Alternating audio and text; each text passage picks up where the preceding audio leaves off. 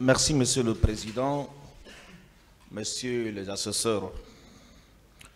Monsieur le Président, sur la question, mon intervention sera axée sur 2 points. Le premier point est relatif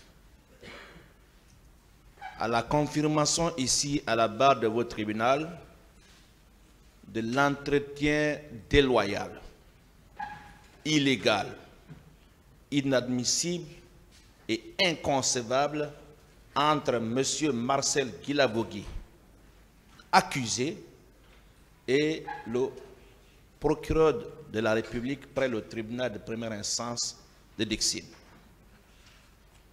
Et le second point va concerner la question de l'opportunité de la reprise de parole par M. Marcel Guilavogui. Sur le premier point, Monsieur le Président, honorables assesseurs, mon distingué et talentueux confrère vient de rappeler que Marcel est un accusé au même titre que tous les autres. Marcel est poursuivi par le ministère public. Marcel est poursuivi par la partie civile. Marcel n'est pas le client du ministère public. Marcel n'est pas le client de monsieur le procureur. Alors nous ne comprenons pas pourquoi le procureur de la République peut se permettre de recevoir un accusé sans son avocat et s'entretenir pendant 2 heures. Peut-être que cette précision n'a pas été donnée ici. Nous avions déjà ces informations. Nous étions au courant. C'est la confirmation qu'on attendait pour bondir. Qu'est-ce qui se préparait? Qu'est-ce qui se tramait? Certainement, nous allons le savoir si vous le permettez. Et ça encore, ça sera très grave. Monsieur le Président, c'est comme si moi, avocat du président Moussa Dadis Camara, me permettait de recevoir une des victimes dans ce procès sans l'aval et à l'insu d'un avocat de la partie civile. C'est pourquoi j'ai dit que c'était un entretien déloyal. Pourquoi le principal poursuivant peut s'entretenir avec la personne qu'il poursuit à l'insu, en l'absence et sans le consentement de son avocat? Ce procès est un procès qu'on doit prendre au sérieux. Ce procès met en péril la vie et la liberté des gens. Ce procès est médiatisé. Ce procès est vu partout dans le monde entier. On se doit de donner le bon exemple. Monsieur le Président, pour moi, admettre une telle démarche serait cautionner la déloyauté du ministère public que nous dénonçons. Nous savons déjà cette coalition entre ministère public, partie civile et une partie de la défense dans le seul but de désorienter la bonne direction des débats. Et je pense que le tribunal ne doit pas se prêter à ce jeu et il ne doit pas tomber dans ce piège au risque d'enlever à ce procès le crédit qu'on lui accorde. Le dernier point sur lequel je vais intervenir, qui concerne d'ailleurs l'opportunité de l'intervention ou de la reprise de parole ici de M. Marcel Guilavogui. Sans préjuger, sans être au bain, sans être dans le secret du ministère public, de la partie civile, de cette défense divisée qui est certainement au courant de ce que Marcel veut dire ici, je ne vais pas revenir sur l'ordre déjà décrit par le distingué et talentueux confrère en ce qui concerne le déroulement du procès criminel. Je ne reviendrai pas sur ça, Monsieur le Président. Mais Monsieur le Président, j'ai seulement envie de vous rappeler qu'avant ce jour, des questions, des demandes ont été posées ici, tant par les avocats de la défense, de la partie civile, du ministère public. Mais la réponse qui a toujours été donnée par le tribunal face à ces questions serait qu'il n'était pas opportun d'en parler maintenant. Nous attendons que le débat évolue pour revenir sur ça. Mais la même logique doit s'appliquer en l'espèce.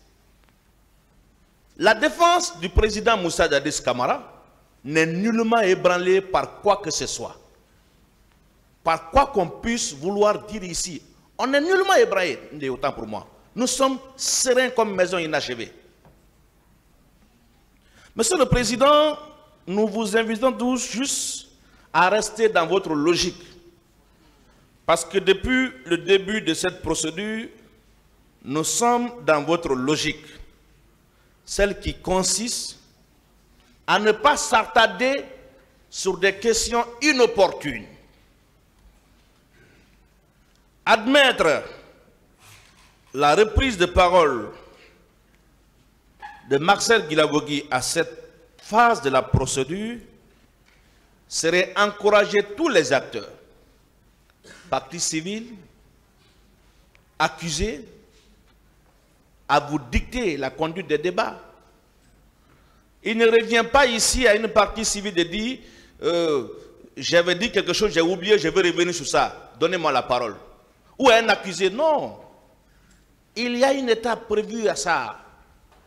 Vous pensez, Monsieur le Président, honorables assesseurs, que le capitaine Moussa Dadis, après le passage de certains accusés et de certaines parties civiles, n'avait pas aussi eu besoin de prendre la parole? Oui, mais il n'a pas fait la demande parce qu'il attend le bon moment pour reprendre la parole et apporter des réponses précises à des affabulations qui ont été faites ici.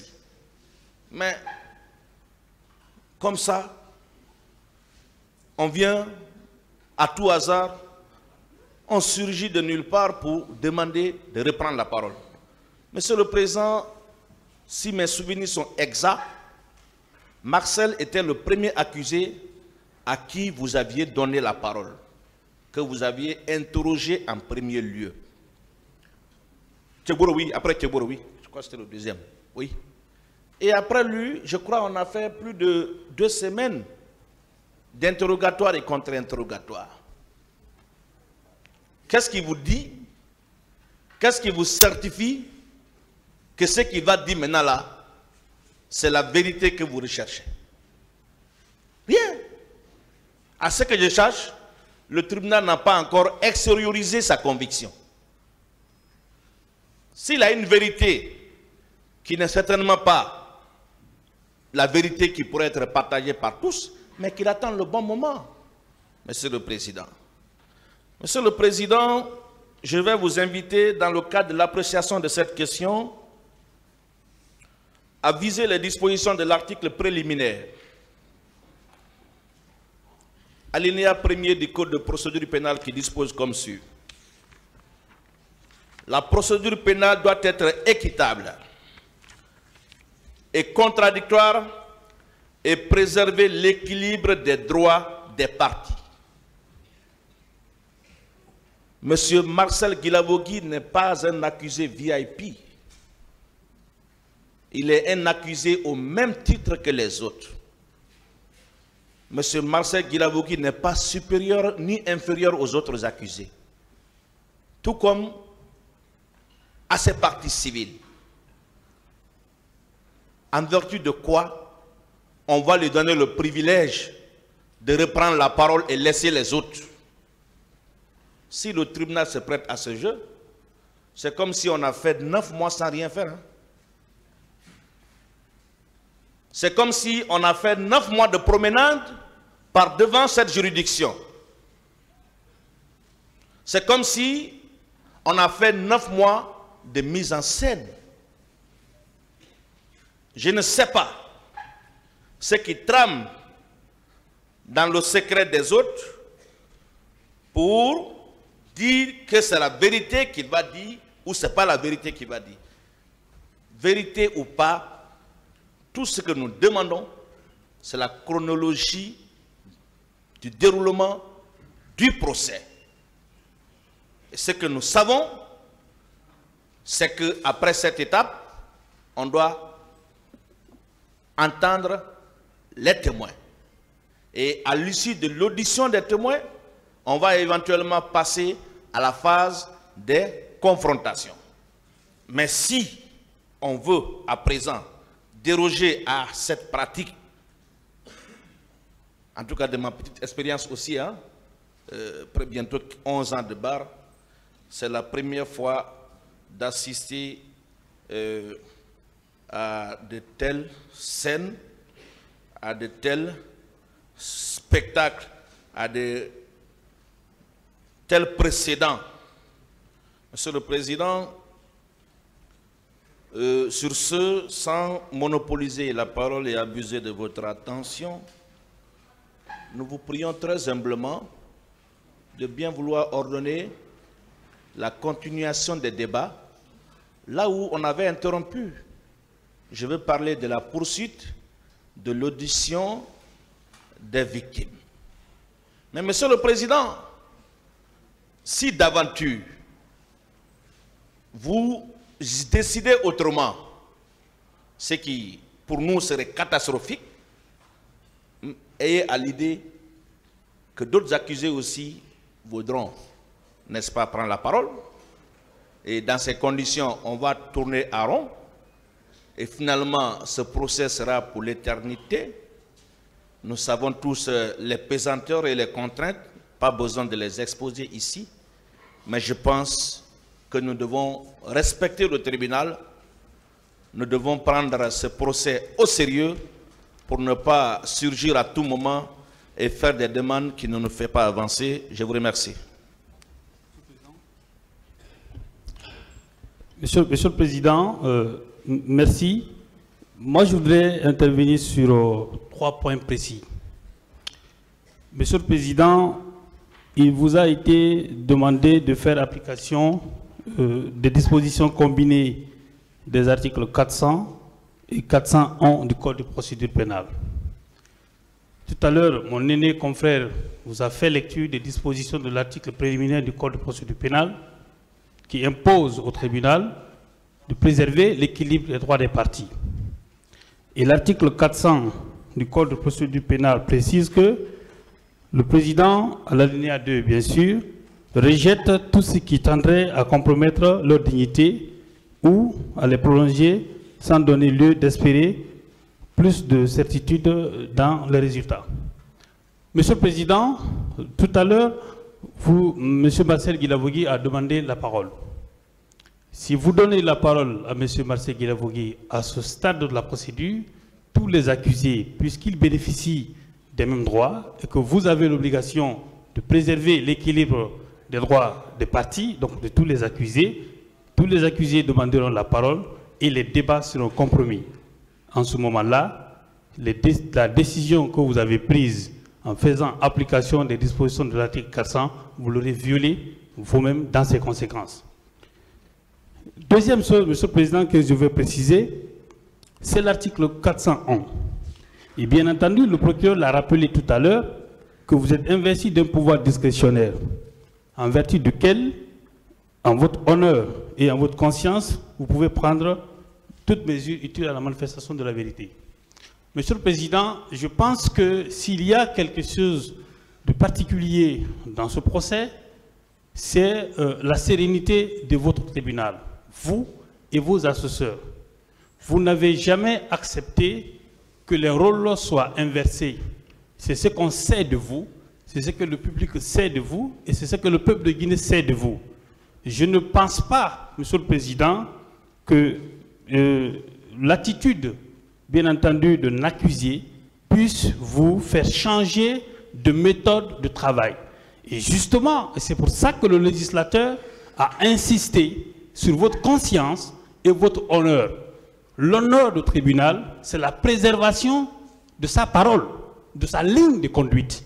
Et cette ligne de conduite, si vous vous écartez de ça, vous auriez écarté des dispositions, bien entendu, de l'article 401 du Code de procédure pénale. Mes confrères l'ont dit tout à l'heure, cette disposition vous donne certes un pouvoir discrétionnel, mais un pouvoir qui est encadré parce que votre décision que vous allez prendre, vous devez vous conformer non seulement à votre conscience, mais en votre honneur, et cela suppose que vous devez respecter l'ordre que vous avez toujours établi. Je voudrais rappeler ceci. Je suis un peu déçu, si vous voulez, des déclarations de certains confrères, notamment des aînés. Il a été dit à cette barre, à un moment donné, quand les parties civiles ne se présentaient pas, ou quand il y avait insuffisance de parties civiles dans la salle et qu'on renvoyait les audiences, il avait été demandé par certains confrères que nous puissions passer aux étapes de réquisition aux plaidoiries ou éventuellement l'audition, si vous voulez, des témoins. Et je me garde de citer le nom du confrère, mais il a été dit à cette barre qu'on ne peut pas inverser les rôles, on ne peut pas brûler les étapes de la procédure. Et c'est tout à fait normal. Moi, je m'inscris dans cette logique-là. Ce projet, au-delà de la manifestation de la vérité, c'est pédagogique. Nos étudiants et autres doivent savoir que dans la phase d'un procès pénal, il est vrai que le président a le pouvoir discrétionnaire qui est bien entendu encadré par la loi, mais qu'on doit savoir qu'après la phase de l'audition des accusés viennent des parties civiles, ainsi de suite. Donc il faudrait bien que le message que nous allons envoyer soit entendu. La dernière chose, Monsieur le Président, que je voudrais préciser, c'est que ce matin, quand nous sommes entrés dans cette salle et que vous avez appelé le dossier, vous avez pris une décision, Monsieur le Président. Cette décision-là, c'était d'appeler l'une des parties civiles à venir à la barre et de livrer sa part de vérité. Est-ce que, par le fait de M. Marseille, vous allez revenir sur votre décision? Je pense que cela compromettrait, bien entendu, la conscience et l'honneur qu'incarne le tribunal. Monsieur le Président, je vous remercie et je vous prie de bien vouloir ordonner la continuation des débats.